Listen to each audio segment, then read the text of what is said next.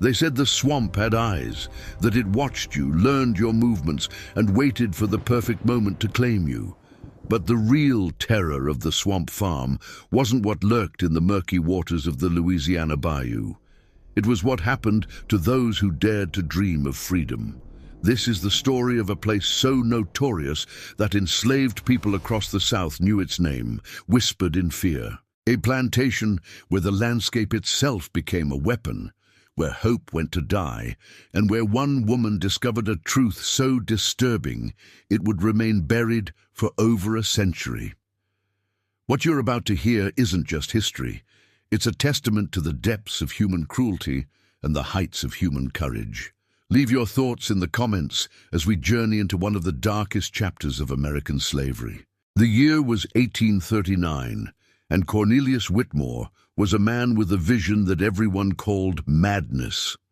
While other plantation owners in Louisiana fought over the prime cotton lands along the Mississippi River, Whitmore did something no one expected. He purchased 5,000 acres of swampland in the southeastern corner of the state near the town of Houma. The price was remarkably low, and for good reason. This wasn't farmland. It was a maze of cypress trees standing in Blackwater, islands of unstable ground that could swallow a man whole, and channels that shifted with every storm. The local Cajun trappers who knew the area called it Le Marais de la Mort, the swamp of death. But Cornelius Whitmore saw opportunity where others saw only danger. He had inherited wealth from his father's tobacco plantations in Virginia, and he wanted to build something that would make his own mark on the South. More than that, he wanted control, absolute, unquestionable control. The swamp would give him that. Whitmore brought in engineers from New Orleans, men who had worked on the city's drainage systems. Together, they developed a plan that was as ambitious as it was cruel. They would build a plantation on a series of elevated islands connected by wooden bridges. The main house would sit on the highest ground, surrounded by the quarters for enslaved workers, the cotton processing buildings, and the barns. But here's where Whitmore's vision revealed its true darkness. Instead of draining the swamp around the plantation, he preserved it, enhanced it even. He widened the channels, deepened the waterways, and created a natural barrier that was more effective than any wall or fence could ever be. In the winter of 1840, the first group of enslaved people arrived at the swamp farm. Whitmore had been selective in his purchases. He traveled to slave markets in New Orleans, Charleston, and Richmond, looking for specific qualities. He wanted men and women who were strong, yes, but also those who had reputations for being difficult to manage. People who had attempted escape before. People who had been labeled as troublemakers on other plantations. The slave traders were happy to sell them at reduced prices, grateful to be rid of problems. There were 63 people in that first group. Among them was a young man of 22 named Samuel, who had tried to escape twice from a plantation in Mississippi. There was Ruth, a woman in her 30s who had been sold away from her children and carried that grief like a physical weight. There was an older man named Tobias, who had worked as a blacksmith and still bore the scars from his last escape attempt. And there was Isaiah, just 17, who had been born free in Philadelphia, but kidnapped and sold into slavery 2 years earlier. When they arrived at the swamp farm after 3 days of travel by boat and wagon, the reality of their new home became clear.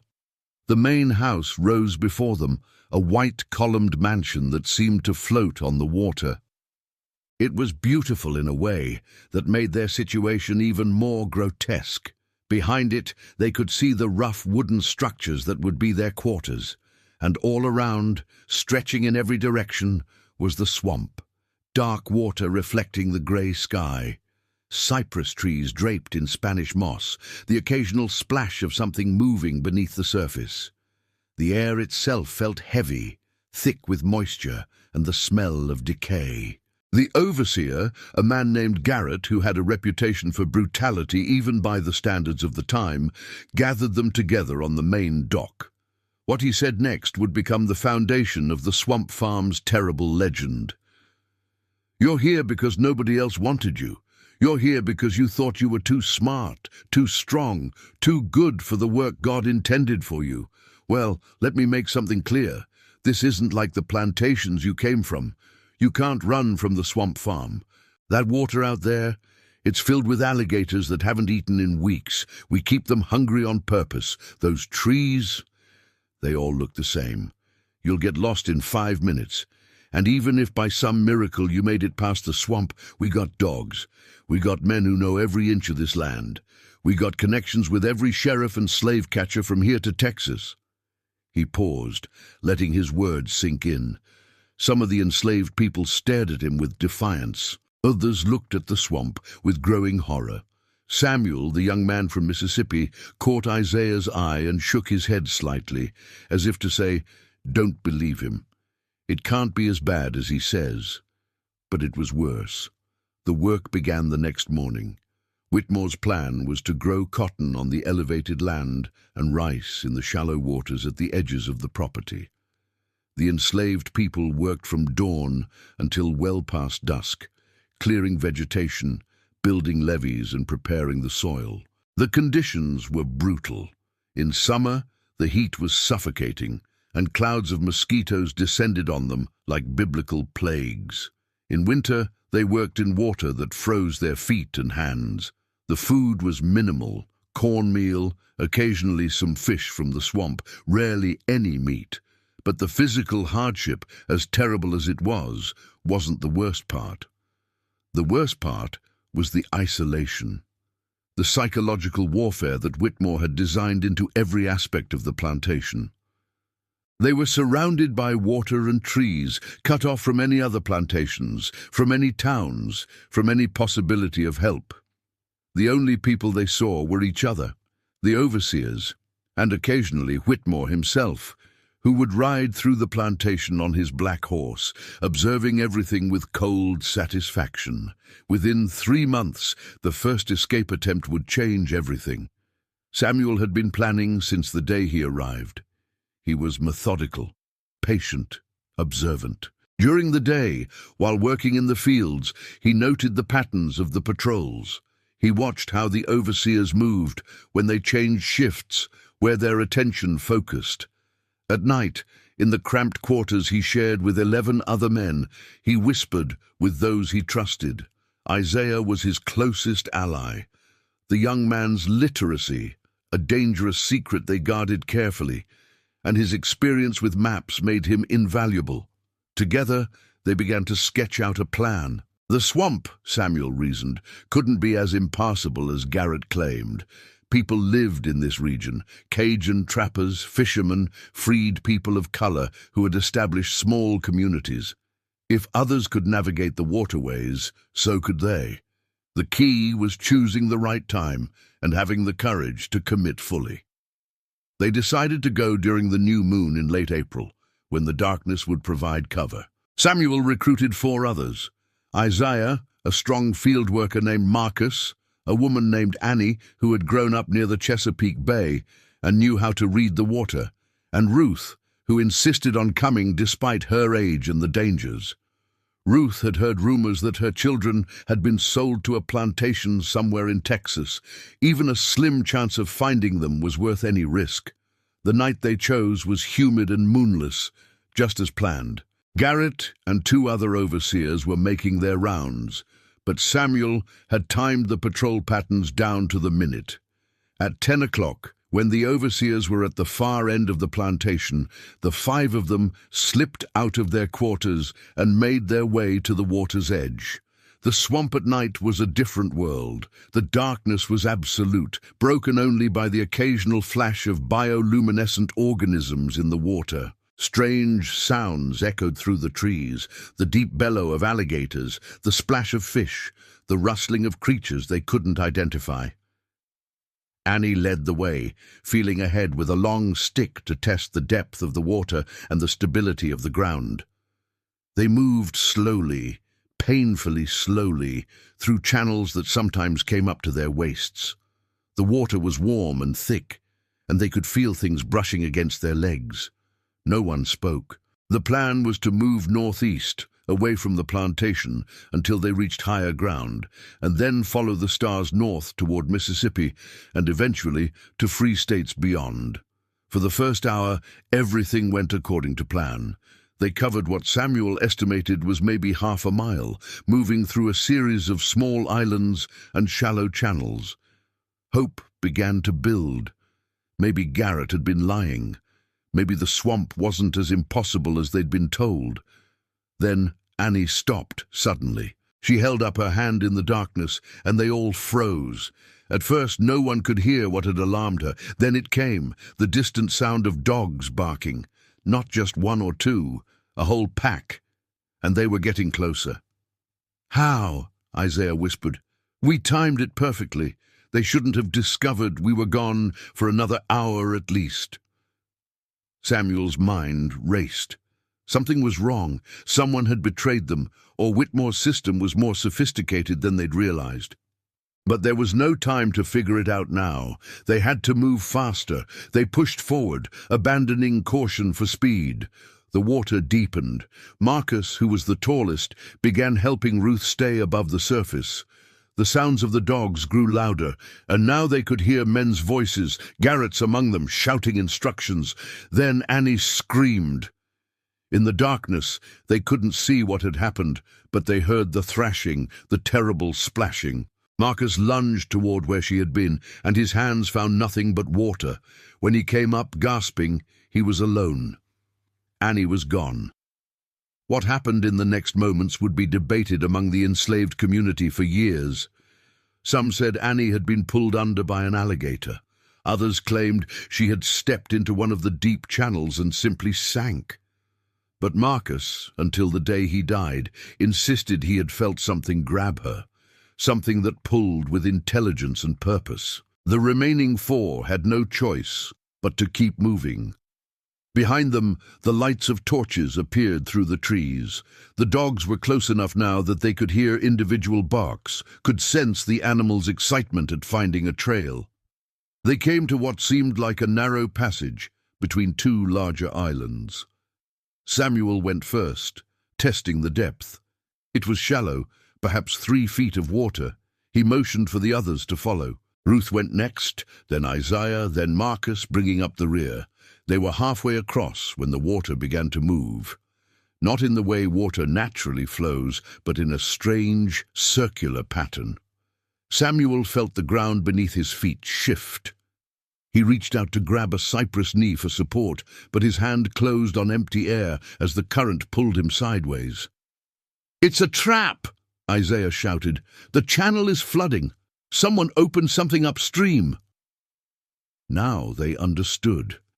This wasn't just a swamp. Whitmore had engineered the waterways. He could control the flow, create currents, turn shallow passages into deep channels at will. The swamp wasn't just a natural barrier, it was a weapon. The 4 of them struggled toward the far island as the water rose. Ruth, exhausted and caught in the current, began to slip under. Samuel grabbed her arm and pulled her forward with strength born of desperation. Marcus and Isaiah reached the bank first and hauled the other 2 up, just as the channel behind them became a rushing torrent. They collapsed on the muddy ground, gasping. The dogs sounded like they were just on the other side of the channel they'd barely escaped. Lights flickered through the trees. Garrett's voice rang out clear and close. "We know you're there, Samuel. We know all of you. There's nowhere to go. The water's rising on all sides. You can come back now and face your punishment, or you can wait and drown when we flood that island. Your choice." Samuel looked at the others. Ruth was barely conscious. Isaiah's eyes reflected the distant torchlight, wide with a fear Samuel had never seen in him before. Marcus was silent, his jaw clenched. They had 2 choices, both terrible. But in the end, survival instinct won. They called out their surrender. What happened when they were brought back to the plantation became the subject of whispered stories that grew darker with each telling. Garrett paraded them through the quarters, making sure every enslaved person saw them. They were whipped, certainly, But the physical punishment was almost secondary to the psychological torment that followed. Whitmore himself came to address them. He stood in front of the assembled enslaved people, with Samuel, Isaiah, Ruth, and Marcus kneeling in the dirt before him, and he spoke in a voice that was almost conversational. That somehow made it more frightening. I want you all to understand something. The swamp farm is not like other plantations. I built it specifically to be perfect. Perfect in its efficiency, perfect in its security. You can't escape. Not because I'm cruel, though I can be when necessary, but because it's simply impossible. The swamp knows every move you make. The water obeys me. The land itself works for me. Samuel here, he's a smart man. He planned carefully. He chose a moonless night. He timed the patrols. He recruited capable people, and he still failed. Do you know why? No one answered. The silence stretched out. Because I knew about his plan before he even finalized it. I've been watching him since the day he arrived. I know everything that happens on this plantation.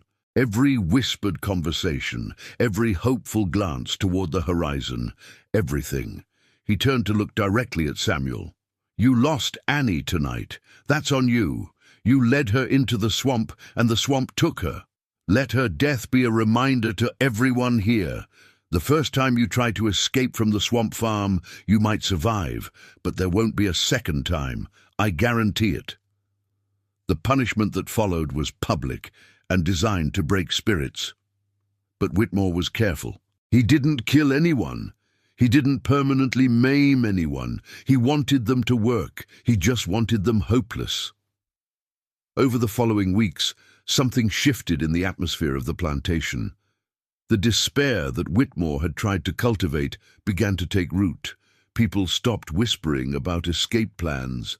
They stopped looking toward the horizon with hope. They accepted their reality. But in the main house, in a small room where Whitmore kept his private study, a map hung on the wall. It showed the entire plantation in meticulous detail, every channel, every island, every gate that controlled the flow of water. And on that map were marks indicating where previous escape attempts had occurred, notes about who had tried, what routes they'd taken, and how they'd been stopped. What no one in the quarters knew yet was that there was more to the swamp farm than even the most suspicious among them had imagined. And the person who would uncover the truth was about to arrive. What do you think about what you've seen so far? Could there be more to this story than meets the eye? Share your thoughts in the comments. Delilah arrived at the swamp farm on a grey morning in October of 1841, 2 years after the plantation's founding. She was 43 years old, which made her ancient by the standards of enslaved life. She had been purchased from a plantation in Virginia after her previous owner died and his estate was liquidated. The dealer who brought her to Louisiana tried to sell her in New Orleans first, but found few buyers interested in a woman her age. Whitmore bought her for a fraction of what he'd paid for younger, stronger workers.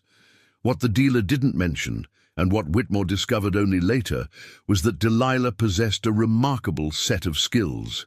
She was a healer, trained by her mother and grandmother in the use of herbs and plants for medicine. She could set broken bones, treat fevers, assist in childbirth, and prepare remedies for ailments that baffled white doctors. More than that, she could read and write, taught secretly by the daughter of her previous owner. And she had a mind that absorbed information like a sponge, remembering details that others overlooked. Delilah's arrival was barely noticed by most of the enslaved community. She was assigned to work in the house, doing laundry and cleaning, tasks considered appropriate for an older woman. She kept her head down, spoke little, and observed everything. The swamp farm had grown in the 2 years since Samuel's escape attempt. There were now over 100 enslaved people working the cotton and rice fields.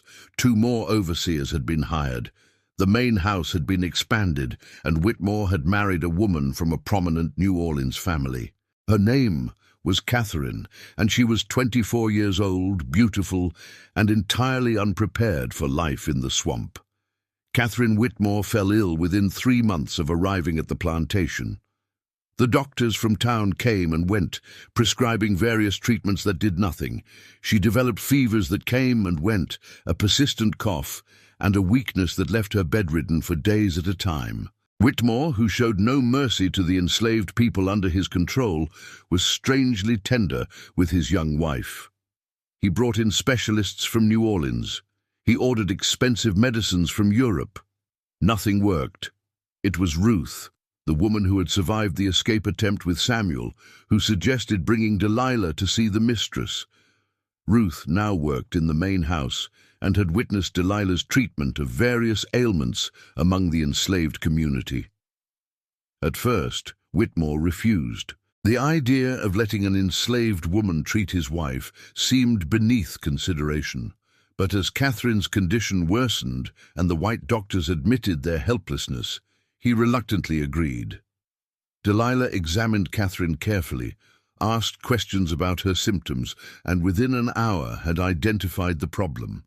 The house, built on elevated ground in the middle of the swamp, had developed mold in the walls from the constant moisture.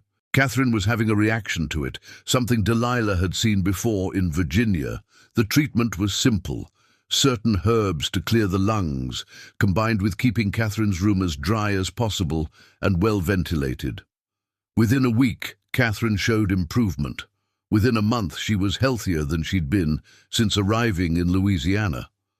Whitmore's attitude toward Delilah changed overnight.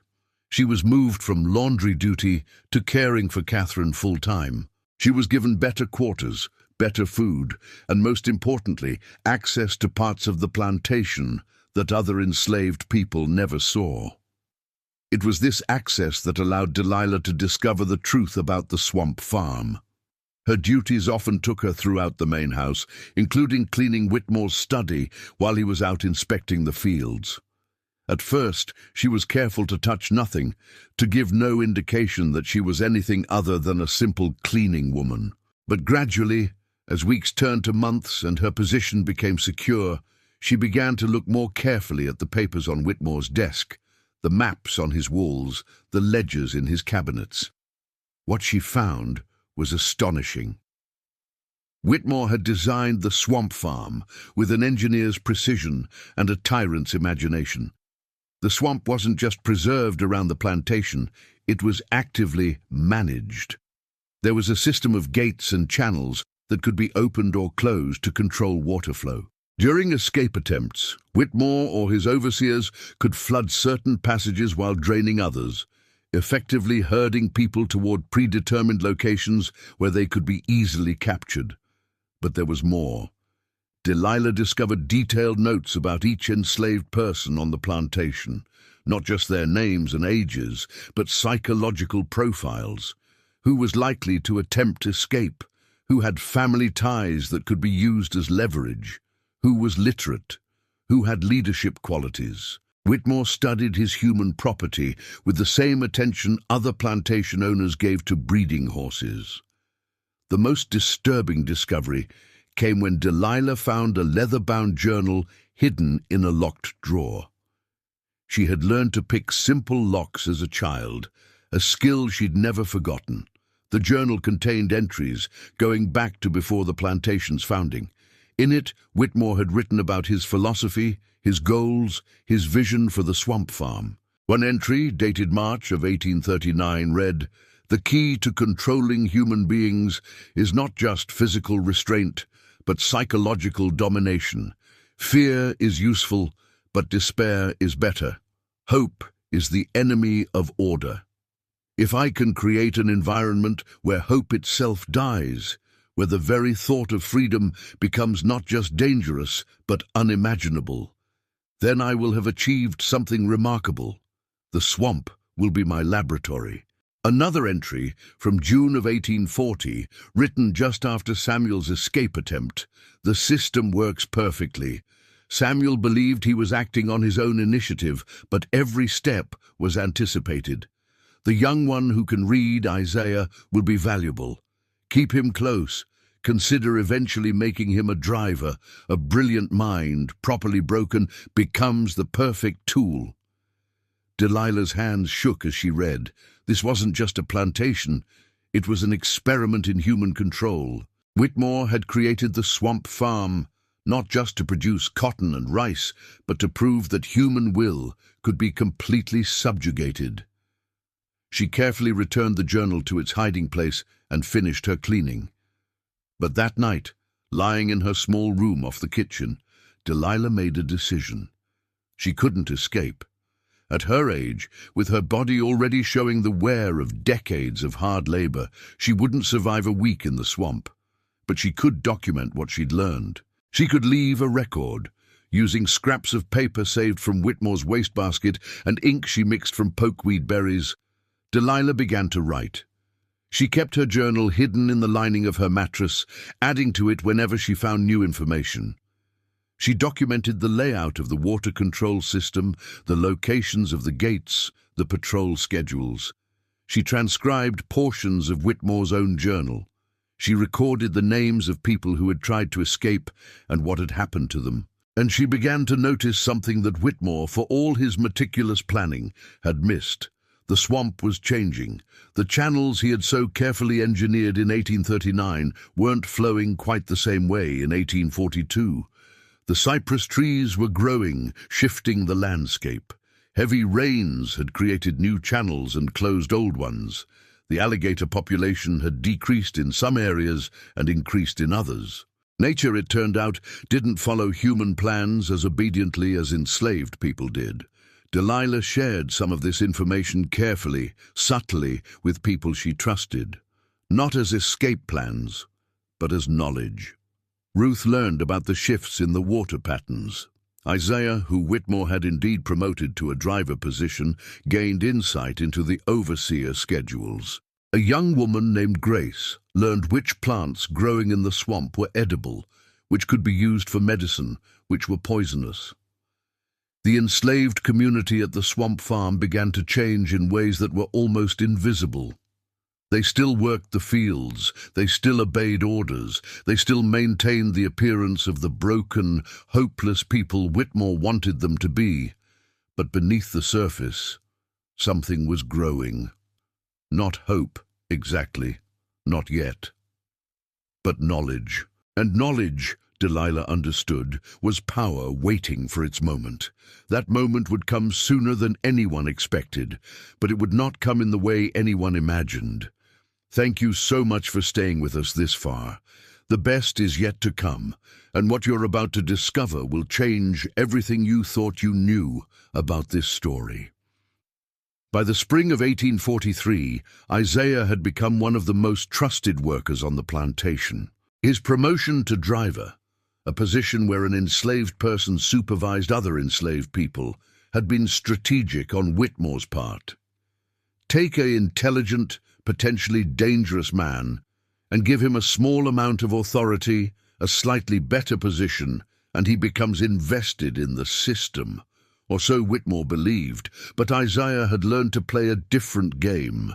He understood that Whitmore was watching him, studying him, waiting to see if the promotion would break his will or sharpen it. So Isaiah became exactly what Whitmore wanted to see: efficient, reliable, seemingly content with his elevated status. He enforced the work quotas without excessive cruelty.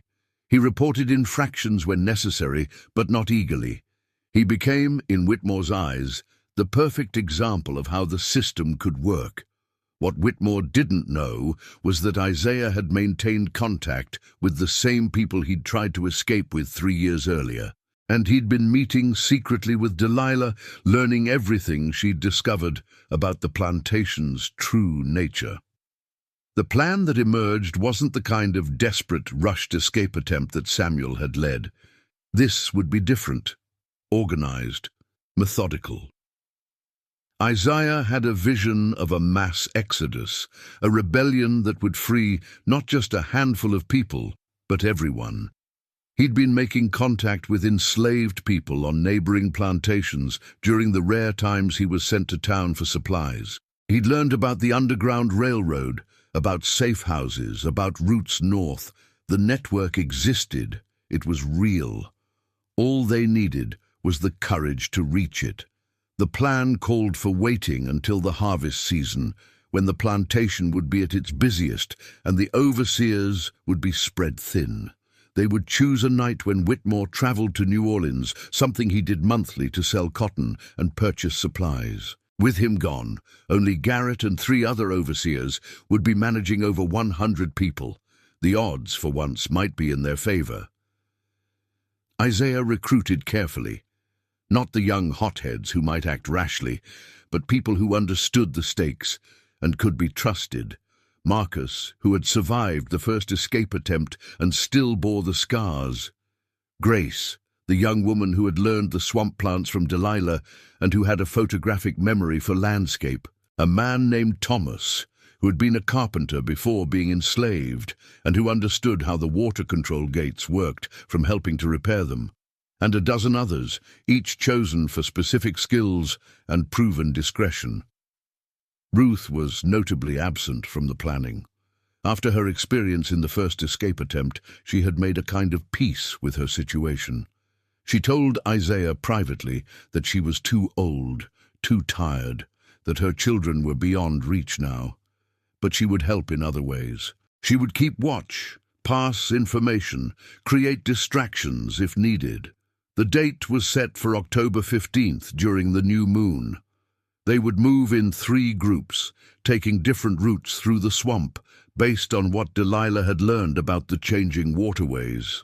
The goal was to reach the high ground 5 miles north, where allies had arranged for wagons to transport them farther. It was ambitious. It was dangerous. But for the first time in years, it felt possible. But as the weeks passed and the plan solidified, strange things began to happen. Small things at first. Tools that were supposed to be in certain places went missing and turned up elsewhere. Patrol routes changed without explanation. Gates that should have been open were closed, and vice versa. Isaiah noticed Garrett watching him more closely, but the overseer said nothing. Then, 2 weeks before the planned escape, Delilah came to Isaiah with disturbing news. While cleaning Whitmore's study, she had found a letter on his desk, still unsealed. It was addressed to a slave catcher in New Orleans, describing in detail a planned mass escape attempt in mid-October, including the number of people involved and the likely routes they would take. The letter was written in Whitmore's hand. He knew. Somehow, impossibly, he knew everything. Isaiah felt the blood drain from his face. How? We were so careful. We never spoke where we could be overheard. There's a traitor, Delilah said flatly. Has to be. Someone in your group has been reporting to Whitmore. Who? Everyone was carefully chosen. Everyone has reasons to want freedom. Everyone also has vulnerabilities. Family members who could be punished. Fears that could be exploited. Promises that could be made. Isaiah spent the next week in agony, trying to identify the betrayer while maintaining the appearance that everything was proceeding as planned. He watched his co-conspirators carefully. Thomas seemed nervous, but Thomas was always nervous. Grace had been asking questions about the route that seemed more detailed than necessary. Marcus had been spending time talking to one of the new overseers, though he claimed he was just trying to understand the man's patrol pattern. The suspicion was poison. It spread through the group, breaking down the trust they'd built. People who had been meeting openly began avoiding each other. Accusations were whispered. The carefully constructed plan began to fall apart from within. On October 10th, 5 days before the planned escape, Whitmore returned early from New Orleans. He gathered the entire enslaved population in the main yard, something he had never done before. The sun was setting, casting long shadows across the assembled people. Whitmore stood on the porch of the main house, backlit so his face was hard to see clearly. When he spoke, his voice carried across the yard with terrible clarity. "I want to tell you all a story," he began. "It's about a man who built a house. He built it with great care, choosing every board, driving every nail himself. But he had a problem. Birds kept getting in through the chimney and making nests in the walls. So he put a screen over the chimney. But then the birds found gaps in the eaves. He sealed those. Then they found cracks in the foundation. He filled those too. Do you understand what I'm saying? For every solution the man found, the birds found a new problem. It was exhausting. He paused, letting the silence grow heavy. So, finally, the man tried something different. He put a birdhouse in his yard. A beautiful birdhouse with everything birds could want. And you know what happened? The birds flew right to it. They thought they'd found freedom, a place of their own. But the man had built a door that closed behind them. And once inside, they stayed there until he decided what to do with them. The implication was clear. The escape plan, the careful preparations, the hope that had been growing, it was all a trap. Whitmore had known from the beginning. He had allowed it to develop, perhaps even encouraged it, so he could spring his trap at the moment of maximum despair. "I know who's been planning to leave," Whitmore continued. "I know your routes, your timing, your contacts outside. I know everything. But here's what I want you to understand. I'm not angry. I'm not even particularly interested in punishment. You were doing what comes naturally, like birds flying toward what looks like freedom. I don't blame the birds for being birds." He descended the porch steps and walked slowly through the crowd. People shrank back from him. "But I need you all to understand something fundamental. You can't escape from the swamp farm. Not because I'll stop you, though I will, but because freedom itself is the trap. The hope of it, the planning of it, the believing in it. Every moment you spend thinking about escape is a moment you're not living, not accepting, not finding whatever peace is available to you in the life you have." When he returned to the porch, he made a gesture. Garrett and the other overseers moved forward and pulled Isaiah from the crowd. Then Marcus, then Grace, Thomas, and 8 others. Everyone who had been part of the planning. "These people are going to be sold," Whitmore announced, "not as punishment but as mercy. They'll go to other plantations where they can start fresh without the burden of impossible dreams. The rest of you will continue your work here, and we will never speak of this again." The people pulled from the crowd were locked in a storage building that night. The next morning, a dealer arrived from New Orleans with a wagon. One by one, Isaiah and the others were led out. The last glimpse Isaiah had of the swamp farm was Delilah's face in the window of the main house, her expression unreadable. But here's what no one knew, what wouldn't be discovered until much later. There was no traitor. No one in Isaiah's group had betrayed them. Whitmore had created the appearance of betrayal by using information he'd gathered through Delilah's own documentation. While she thought she was secretly recording information for some future purpose, Whitmore had known about her journal all along. He'd allowed her to find his own journal. He'd left papers where she would see them. Everything she'd learned, he'd wanted her to learn. The real betrayal was more subtle and more devastating. Whitmore had used their hope as a weapon. He'd let them believe they were planning in secret, gaining knowledge, growing stronger. And then he'd revealed that it was all theater, all an illusion of control that he had orchestrated from the beginning. In the weeks that followed, the enslaved community at the swamp farm fell into a darkness deeper than anything before. If even their most careful planning had been anticipated, if even their most secret knowledge had been known, then what hope existed? Whitmore had proven his point. The swamp wasn't the real prison. The mind was. But Whitmore had made one crucial mistake. In his arrogance, in his certainty that he understood every variable and controlled every outcome, he had overlooked the one thing that couldn't be managed or predicted or controlled. He had underestimated human resilience, and he had failed to account for the fact that some truths, once written down, take on a life of their own. Delilah's journal still existed, hidden, forgotten by Whitmore in his confidence that it didn't matter. And in it was something more valuable than escape routes or gate locations. It was a record, a testimony, a voice that refused to be silenced. The story of the swamp farm wasn't over. The final chapter was yet to be written. The swamp farm continued to operate for another 20 years after Isaiah's departure. Cotton prices remained strong through the 1840s and 50s. Whitmore expanded his operation, purchasing more land and more enslaved people. By 1860, the plantation held nearly 200 people in bondage. The reputation of the place had spread throughout the South. Other plantation owners whispered about it with a mixture of horror and admiration. Slave traders used it as a threat. Behave, or you'll be sold to the swamp farm, where no one escapes. But history was moving in currents that even Cornelius Whitmore couldn't control. In 1861, the Civil War began. Louisiana seceded from the Union, and young white men from the region marched off to fight. Whitmore was too old for combat, but he contributed money and supplies to the Confederate cause. He believed the war would be short, that the South would win, and that the system he had perfected would continue indefinitely. He was wrong. As the war dragged on and Union forces began to advance into Louisiana, the structure of plantation life started to crumble.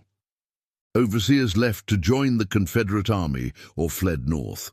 Whitmore tried to maintain control with an ever smaller staff, but it became increasingly difficult. By 1862, only Garrett remained of the original overseers, and he was an old man now, his cruelty tempered by age and weariness.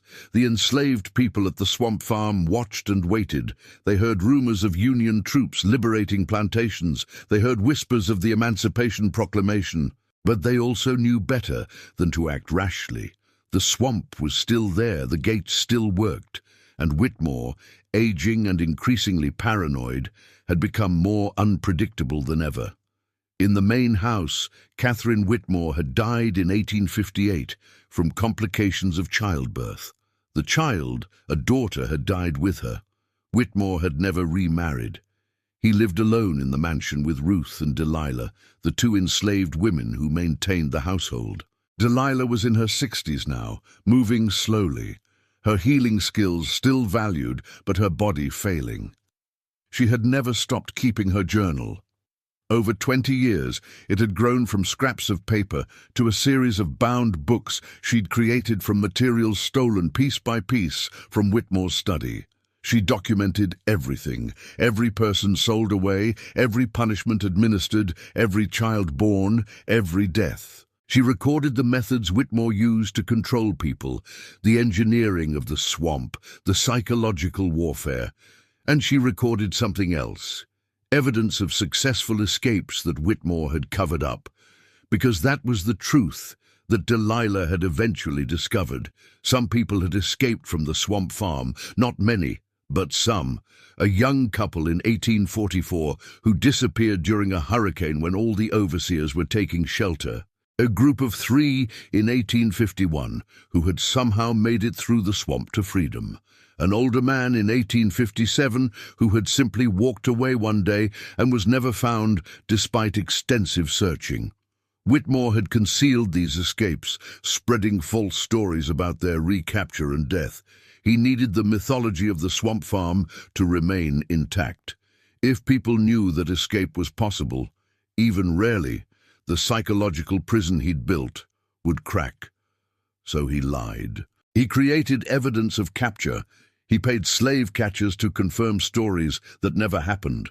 The inescapable swamp was partially a fiction maintained through deception. In April of 1863, Union troops reached Houma. The commander sent patrols into the surrounding areas to liberate plantations and offer protection to freed people. One patrol, led by a young lieutenant from Massachusetts, made their way to the swamp farm. What they found shocked them. The plantation appeared to be abandoned. The main house was empty. The quarters were deserted. No signs of recent habitation. The soldiers searched the buildings and found evidence that people had lived there until very recently. Personal belongings, tools, cooking implements, but no people. It was one of the soldiers, a freedman from New York serving with the Union forces who found the first evidence in the swamp. Bodies, dozens of them, in a section of the bayou behind the main house. Some were skeletal remains, clearly years old. Others were more recent. The soldier reported back, and the lieutenant ordered a full search. Over the next week, they found more than 60 bodies in various locations throughout the swamp. Many showed signs of violence. Some were chained. A few were found in what appeared to be cages submerged in the water. The horror of what had happened at the swamp farm began to emerge. But there were also signs of a different story. In the quarters, the soldiers found evidence of a rapid departure. Food left in preparation, clothes laid out. It appeared that everyone had left quickly, but not in panic.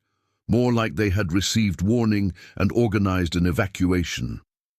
The final piece of the puzzle came when the soldiers searched the main house more thoroughly. In a room off the kitchen that had apparently belonged to an enslaved woman, they found a loose floorboard. Beneath it was a metal box containing Delilah's journals, 23 volumes spanning more than 2 decades. Lieutenant James Hewitt sat in the empty study of Cornelius Whitmore and read through the night. What he discovered in those pages was a chronicle of systematic brutality, yes, but also of resistance, resilience, and ultimately, revelation. Delilah had documented not just the horrors of the swamp farm, but also the humanity of the people who had survived it. The final entry in the last journal was dated April 2nd, 1863, just days before the Union patrol arrived. It read, "Today we received word that Union soldiers are coming. Whitmore knows. This morning he gathered everyone in the yard. I thought it would be another of his speeches, another demonstration of control. But something was different. He seemed smaller somehow, defeated. He told us we were free to go, that the war was lost and the system we'd lived under was ending. Then he went into the house and locked the door. We are leaving tonight. Ruth and I will lead everyone north through the swamp. I've mapped every channel, every island, every safe path. The swamp that was meant to imprison us will become the route to our freedom. Whitmore's gates and controls no longer matter. The landscape has changed. Nature has reclaimed what he tried to engineer, and we know it better than he ever did. I'm leaving these journals behind. If someone finds them, I want them to know what happened here. The truth, not the legend. The swamp farm was terrible, yes, but it was not inescapable. Some people did get away, and now we all will. Whitmore wanted to prove that human will could be completely broken. He failed. We survived, we endured. We are leaving on our own terms. My name is Delilah Washington. I was born in Virginia in 1798. I was enslaved for 60 years. Tomorrow I will be free. The journal ended there. Lieutenant Hewitt organized search parties to try to find the people who had left the plantation, but they had vanished into the Louisiana landscape. Some may have joined Union lines elsewhere. Some may have made their way to free black communities. Some may have headed north toward Memphis or west toward Texas. Their fates remained unknown. As for Cornelius Whitmore, his body was eventually found in his study, dead from what appeared to be poison. Delilah, with her knowledge of herbs and plants, had left one final gift. The man who had spent decades trying to control every aspect of other people's lives had died alone, abandoned by the people he'd enslaved and betrayed by the system he'd believed would last forever. The swamp farm plantation was burned by Union troops to prevent its use by Confederate forces. The main house collapsed into the swamp within a few years. The channels and gates that Whitmore had so carefully engineered were reclaimed by nature. Cypress trees grew through the ruins. Alligators nested in what had been cotton fields. The landscape that had been forced into submission reasserted itself. Delilah's journals were sent to the War Department in Washington and eventually ended up in the National Archives. For over a century, they gathered dust, unread and unknown. It wasn't until 1968, during renewed interest in African American history, sparked by the civil rights movement, that a researcher discovered them. They were published in 1972 under the title The Swamp Farm Chronicles, a testament of survival. The publication revealed the true story of the swamp farm, correcting the legend that had persisted. It wasn't a place from which no one escaped. It was a place where escape was possible, but difficult. It was a place where psychological warfare was used as effectively as physical chains. It was a place where one man's attempt to create a perfect system of control ultimately failed in the face of human resilience and the refusal to accept hopelessness as a permanent condition. Researchers have tried to track what happened to the people who left the swamp farm in April of 1863. Census records, Freedmen's Bureau documents, and church registries provide some clues. A woman named Ruth Washington appears in New Orleans in 1865, working as a midwife. She would have been in her late 50s. Could it be the same Ruth? Possibly. Isaiah's name appears on a voter registration list in Mississippi in 1867. He would have been in his 40s. Again, it might be him, or it might be a different Isaiah. The records are incomplete, the names common, the certainty elusive. As for Delilah herself, no definitive record of her after 1863 has been found. She would have been 65 when she left the plantation, old by the standards of the time. But she had survived decades of enslavement through intelligence, resilience, and an unbreakable will to bear witness. It's possible she made it to freedom. It's possible she didn't. What's certain is that through her journals, her voice survived. Her testimony endured. Her refusal to let the truth be buried succeeded. The site of the swamp farm today is largely underwater. Rising sea levels and coastal erosion have claimed much of the land. What remains is protected wetland, home to birds and fish and alligators. A historical marker on Highway 90 stands near where the entrance to the plantation once was. It tells a simplified version of the story, noting it as a plantation known for its harsh conditions during the antebellum period. But the full story, the real story, lives in Delilah's journals and in the collective memory of a people who refused to accept that any place, no matter how carefully designed to break them, could truly be inescapable. The swamp farm was terrible. It was cruel. It was a monument to human evil and the depths to which the institution of slavery could sink.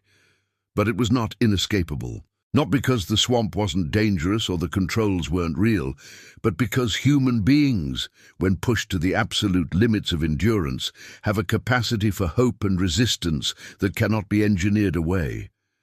Whitmore built his perfect prison, and it failed. Not spectacularly, not immediately, but slowly and surely, as all systems built on oppression eventually must. The legacy of the swamp farm is not that no one escaped twice. It's that people kept trying. It's that Delilah kept writing. It's that when freedom finally came, whether through Union troops or through their own determination, they took it. They walked through the swamp that was supposed to imprison them and emerged on the other side, survivors of one of slavery's darkest experiments. Their story deserves to be remembered, not as a legend of impossible cruelty, but as a testament to impossible resilience. Not as proof that some prisons can't be escaped, but as evidence that no prison, no matter how perfect it seems, can contain the human desire for freedom. The story of the swamp farm reminds us that the horrors of slavery extended far beyond physical bondage.